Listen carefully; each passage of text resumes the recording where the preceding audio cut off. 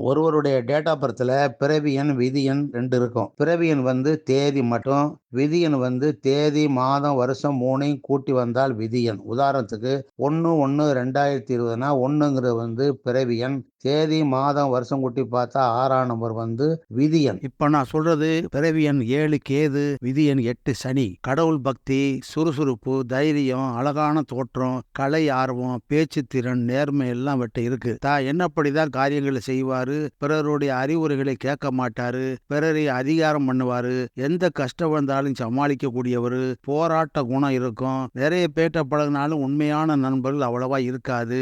முன்கோபம், பிடிவாத குணம் இருக்கும். தனிமையில இருந்து தன் வாழ்க்கையில் நடந்த சம்பவம் பற்றி கவலைப்படுவாரு. வாழ்க்கையை வீணாக்கி விட்டோமோ என்று தனியே உட்கார்ந்து கண்ணீர் வடிப்பாரு. தற்கொலை எண்ணங்களும் ஏற்படும். பிறருக்கு நல்ல யோசனைகள் சொல்வாரு. காதல்ல ஈடுபடுவாரு. திருமணம் லேட்டா தான் நடக்கும். தன்னுடைய கருத்துக்களை மறைக்காம பேசிவிட்டு எதிரிகளை உண்டாக்கிக்குவாரு. மனசு நல்லா இருந்தா கலகலப்பாவும், மனம் சரியில்லைன்னா அப்படியே டல் அடிச்ச மாதிரி உட்கார்ந்துருவாரு. சின்ன விஷயத்துல போய் சிக்கனமா இருப்பாரு. பெரிய விஷயத்துல கோட்டை விட்டுருவாரு. தான் சொல்லுவதா சரிம்பாரு. யாரும் கேட்கால அவங்கள விட்டு கை கழுவிடுவாரு. இவர் பணிந்து போனால்தான் வெற்றி பெற முடியும்.